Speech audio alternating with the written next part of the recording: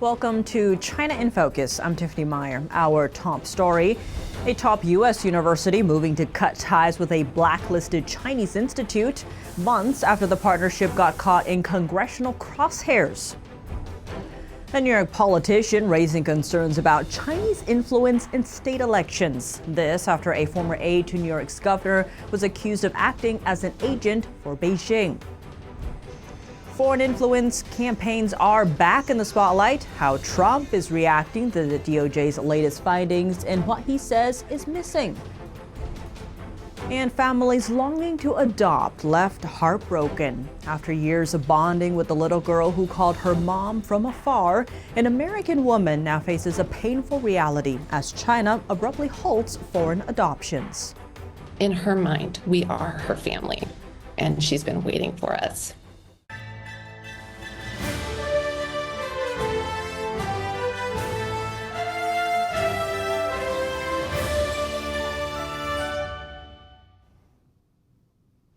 A top American tech school has made a decision. The Georgia Institute of Technology said last Friday that it would end its partnership with a Chinese university. This comes 4 months after a congressional investigation. That partner is Tianjin University. The entity previously landed on Washington's blacklist for stealing U.S. technology with military applications. Despite the Chinese partnership, Georgia Tech gets hundreds of millions of dollars from the Pentagon. But the school explained that a pending federal bill would ban U.S. universities from receiving DoD funding if they work with blacklisted entities. Back in May, the House Select China Committee launched an investigation into Georgia Tech's partnership with Tianjin University. The committee said the two worked together to develop sensitive technology that could be used for military purposes. This January, Georgia Tech created the world's first functional graphene semiconductor with researchers from Tianjin University. The technology may be used for quantum technology that could power autonomous weapons. A pro-Beijing media said the breakthrough could help China get rid of U.S. sanctions on semiconductors. Georgia Tech said the concerns in Washington are unfounded, adding that the school ended the partnership because of geopolitics and pending legislation. Representative Virginia Fox, chair of the House Education and Workforce Committee, said she hopes other universities would follow Georgia Tech's lead. In a statement, she said it shouldn't have taken a congressional investigation to spur Georgia Tech to end its partnership with a blacklisted Chinese entity, but she added that she's glad that the school made the right call. A New York politician says the Chinese Communist Party tried to steal his seat, wanting to replace him. Queens State Assemblyman Ron Kim represents Flushing, a predominantly Asian neighborhood. He says he doesn't know how to stop the foreign interference. Here's more. In an interview with the New York Post, he warned about U.S.-based groups with ties to mainland China and the Chinese Communist Party. An association called the American Chinese Commerce Association endorsed Andy Chen in the primary race this year. The group's head went to support Chinese leader Xi Jinping amid protests during his San Francisco visit. Kim's warning comes after a former aide to New York Governor Kathy Hochul was accused of acting as Beijing's agent. Linda Sun allegedly forged Hochul's signatures to secure visas for Chinese delegations. She also allegedly removed any mention of Uyghur Muslims from one of Hochul's speeches. The CCP persecutes Uyghurs in China. A China expert told the Epoch Times that Beijing's infiltration into the Chinese communities in the U.S. has done a lot of damage. As a result, Asian Americans could face stricter background checks when applying for U.S. government positions. Former President Trump dismissing the Justice Department's findings at a rally in Wisconsin. Trump spoke Saturday, saying the department should focus on election interference from China instead of Russia. The Justice Department said Russia may be involved in our elections again. This intelligence official said Russia has become more advanced with its efforts to influence the 2024 presidential election. And they said just the other day, the Attorney General, we are looking at Russia. And I said, oh, no, it's Russia, Russia, Russia all over again. But they don't look at China and they don't look at Iran. They look at Russia. I don't know what it is with poor Russia. Intelligence officials said China is not trying to sway the presidential election, but looking to interfere with state and regional races. Experts warn that the U.S. Army is facing an elusive foe, gray zone operations from China. This term cropping up in recent headlines about the South China Sea, alongside a standoff between China and the Philippines. What makes the tactic so perplexing? To shed light on the threat, we tapped Grant Newsham, retired Marine Colonel and author of When China Attacks. Grant Newsham, thank you so much for joining us. Great to have you back on the show. Well, glad to be here. We've been seeing headlines talking about Chinese Coast Guard ships ramming into Philippine Coast Guard ships. This is near, Philippines' own territory, quite far from China. Now, given that the Philippines is a U.S. mutual treaty defense ally, why do you think that treaty hasn't been triggered yet? This administration is risk averse, and they've managed to convince themselves that this is not really something that is easy to address or that they can address without the risk of escalation, without the risk of war with China. And thus they back off. There's this expression, gray zone, which seems to have the equivalent of almost a sort of a witch doctor's incantation. All you have to do is say gray zone. And it's as if Americans, or particularly American administrations, and even the U.S. military, is flummoxed. They seem to have no idea what to do when they hear the words gray zone. And what it refers to is, we would consider it something that causes us harm or inconvenience, causes our friends trouble, but it's just not quite at that threshold where it's worth fighting over. And as a result, we keep backing off. The Chinese understand our rote reaction to something that appears to be gray zone, and they keep pushing and pushing, and as a result, our friends are getting demoralized, our reputation is getting shredded, and it's really ultimately almost a mental problem that we seem to have by this idea of gray zone. And gray zone actions are ultimately acts of war, and that's how the other side sees it. We don't. We refuse to. We have a very different idea of what constitutes war. The other side doesn't. Speaking of gray zone, you did have a recent piece out called America's Kryptonite, delving into the topic of gray zone warfare. Now, when it comes to examples and how this relates to Americans, you touched on fentanyl, but also cyber. Give us a sense of how America should understand what counts as gray zone. When Chinese and Russian nuclear-capable bombers make a run for Alaska, or the Chinese ships get close, go through our territory and sort of thumb their noses at us, that we often think of it in those terms as military activities, particularly if they're done by coast guards or fishing boats or maritime militia. We think, well, that's not military stuff, that's something else. But look beyond that, and there's a broader sort of way that one should look at gray zone activities, and it's not just military or defense-related things, but consider, say, the cyber activities by the Chinese Communist Party over the years. Given all of that, how should the U.S. be responding to this? Well, the first thing you've got to do is you've got to have a powerful military, a conventional military. How about a total ban on all technology exports to China, not just little focused sanctions that we've been applying, but something big, and then enforce it. That's another problem. We put sanctions on, we don't really enforce them. The loopholes and the ways around them, if people more knew about them sort of more widely, they'd be outraged by this. And then third, well, the one thing that really scares China's communist leaders is their personal corruption. That's the money, the bank accounts they have overseas, the real estate they own, the businesses they and their relatives own, the green cards they have to let them get out of China if things get bad. That is what they really hate. Grant Newsham, thank you so much for your time. Well, glad to be here. Thanks for having me. CIA Director William Burns sounding the alarm about the ongoing military ties between China, Russia, Iran, and North Korea. Speaking alongside his British counterpart in London, he warned this relationship threatens both Ukraine and Western allies in the Middle East. On the Russia-Ukraine war, Burns said he hasn't seen evidence of Beijing sending weapons to Moscow. But he stressed there were items just short of that, including technologies used for both civilian and military applications. In terms of dual-use items, the kind of things that have enabled Putin over the course of the last 18 months or so to significantly rebuild his defense industrial base, and that poses a real danger. The two spy chiefs published a joint article in the Financial Times over the weekend, warning that the international order is under a threat that the West hasn't seen since the Cold War. They noted China remains the, quote, principal intelligence and geopolitical challenge of the 21st century. China is ending its overseas adoption program after 30 years in effect.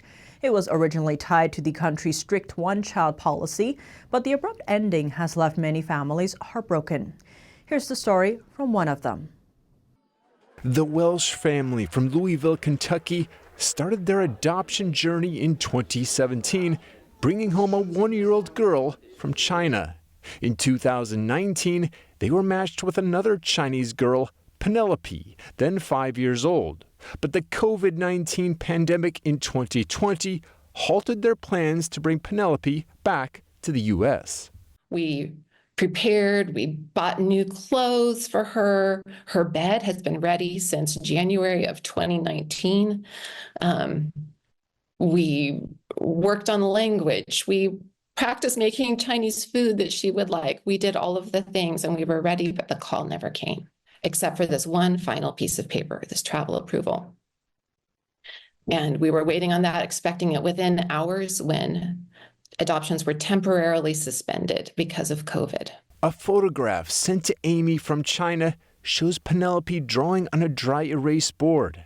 At 6 years old, she depicted her future with her adoptive mother, writing mom in both Chinese and English. We've been able to send birthday gifts to her. We know she's, for 5 years, has called me mom. For 5 years, she's called my husband her father. She carries a blanket with her everywhere that has a picture of our family on it. So in her mind, we are her family, and she's been waiting for us. China's new adoption policy means that foreigners without blood ties can no longer adopt Chinese children. Amy says she'll keep trying to fulfill her promise to her adopted daughter. We're aware that there's this little girl on the other side of the world that thinks of us as her family and that we've made a promise to, and we've got to continue to hope against hope. The State Department told the Associated Press that U.S. diplomats in China are seeking clarification in writing from China's Ministry of Civil Affairs. That's because there are hundreds of families still pending completion of their adoption processes. For decades, China's one-child policy led to many abandoned baby girls, as well as children with disabilities. As a result, foreigners started going to China to adopt these children. Since 1992, when China first opened its doors to international adoption, more than 160,000 Chinese children have been welcomed into families around the world. According to China's Children International, around 82,000 of these children, mostly girls, were adopted in the United States. The decision to halt foreign adoptions comes as China grapples with one of the lowest birth rates in the world. The country is now trying to encourage young women to have more children. Though many say they're put off by the high cost of childcare, worries about job security, and a slowing economy, among other social pressures. Coming up, Beijing reacts to the Netherlands' new export restrictions. What technology is the Dutch government trying to safeguard and keep out of China's hands? A three-way partnership taking shape. China's second in command visiting Mongolia after Putin's visit to the nation. And NTD is hosting its 9th International Chinese Vocal Competition. Contestants from around the world will blend classical Chinese and Western styles, creating performances that are truly one of a kind. Singing a Chinese song in a Western style is a very unique feature that cannot be found anywhere else. We're on that after the break here on China in Focus. Welcome back to China in Focus. I'm Tiffany Meyer. Beijing says it's not happy with the Netherlands' new export controls. This comes after the Dutch government added 2 more advanced shipmaking machines to its export control list. Here's a closer look. The Dutch government said these machines can be used to make microchips used in advanced military applications, and uncontrolled export of such equipment has consequences for both Dutch security interests. The Netherlands' move comes after the U.S. came out with new rules last week. From now on, U.S. companies looking to export technology and tools related to quantum computing have to apply for export licenses. The new restrictions are meant to prevent Beijing from using that technology to advance its military. Semiconductors are critical to military power as they're required for the most advanced weapons and equipment. The export controls cover a number of things: quantum computing items, advanced tools for making microchips, and a key technology used in chips for supercomputers. Samsung has started using this technology to make one of the world's most advanced chips. For the first time ever, German automaker Volkswagen is considering shutting down factories in its home country, a move highlighting pressure on the car industry from an influx of Chinese-made electric vehicles. To discuss what could happen to the automotive giant, NTD's Evelyn Lee spoke with Paul Mueller, economist at the American Institute for Economic Research. Let's start with this. How did Volkswagen get here? Well, it's something that didn't happen overnight. This has been an issue for a number of years, and what's happened really is Volkswagen has gotten caught up in a set of bad policies in Germany that have made it less and less competitive internationally. These are policies around the environment, policies around energy, and as you mentioned, many policies around labor. All of these things have sort of built up over the years, and that has made a Volkswagen struggle to stay profitable in the face of increasing competition from China. And at the same time, of course, we have seen subsidized cheap models coming out of China, that what we have also been referring to as dumping. So what about China? Has Volkswagen, because that is their biggest market as well, have they been too dependent there? And they also turned to China for production plants as well. Right. Well, and that's a good question in terms of this is maybe a management issue that they've over-focused on China. And this is where you've got to think through how do you diversify your market. And there's geopolitical risk of investing in China, as we've seen that the Chinese government can create various kinds of rules that are not favorable to international companies. They can do forced technology transfers. And of course, they can choose just to take technology and to favor their own producers, their own companies. And so Volkswagen definitely has to deal with that and think through what is it that they can offer that is not being met even by these cheaper Chinese alternatives in the EV market. China, Russia, and Mongolia are bolstering their relations. China's second-in-command Han Zhen visited Mongolia on Sunday. This follows his trip to Russia and the Russian president's visit to Mongolia. And called to speed up the construction of the China-Mongolia-Russia economic corridor. During Putin's visit to Mongolia last week, he said preparation for a pipeline project had been completed. The pipeline aims to transport gas from Russia to China through Mongolia. Moscow has been getting economic support from China amid Western sanctions. Data shows Russia remained China's top oil supplier in March. Mongolia gave Putin a red carpet welcome. Even though the country is a member nation of the International Criminal Court, it ignored the organization's warrant for Putin's arrest. Pressure from China and Russia inching toward Japan. The two countries said they would hold joint military drills this month in waters next to Japan, specifically the Sea of Japan and the Sea of Okhotsk. That's according to Chinese media reports. The drills reportedly aim to deepen strategic coordination between the Chinese and Russian militaries and enhance their ability to jointly respond to security threats. NTD's International Chinese Vocal Competition will be holding its 9th competition this year. It's one in a series of international competitions aimed at promoting traditional Chinese culture and arts. Here's a closer look.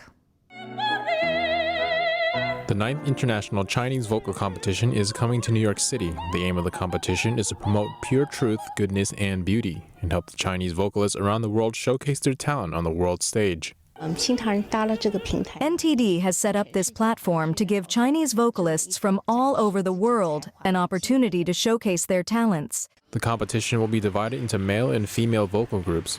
Singers will have a chance to win either gold, silver, or bronze prizes, as well as a number of awards for outstanding performances in each group. To be eligible, singers must be between the ages of 18 and 50. The majority of the contestants are Chinese, but mixed race is also acceptable. You are eligible if you are at least 1/4 Chinese. The contestants are required to sing a Chinese song after entering the final round, and the unique highlight of the contest is to sing a Chinese song in a Western style. Singing a Chinese song in a Western style is a very unique feature that cannot be found anywhere else. This is a unique platform for Chinese vocalists. Singers from Shenyang Performing Arts have been invited to be judges for this year's competition. The semifinals and finals will be held from September 18th to the 21st. It will be live streamed from the Kaufman Music Center in New York City. NTD News, New York. Vice President Kamala Harris and former President Donald Trump soon face off in Philadelphia for the second presidential debate.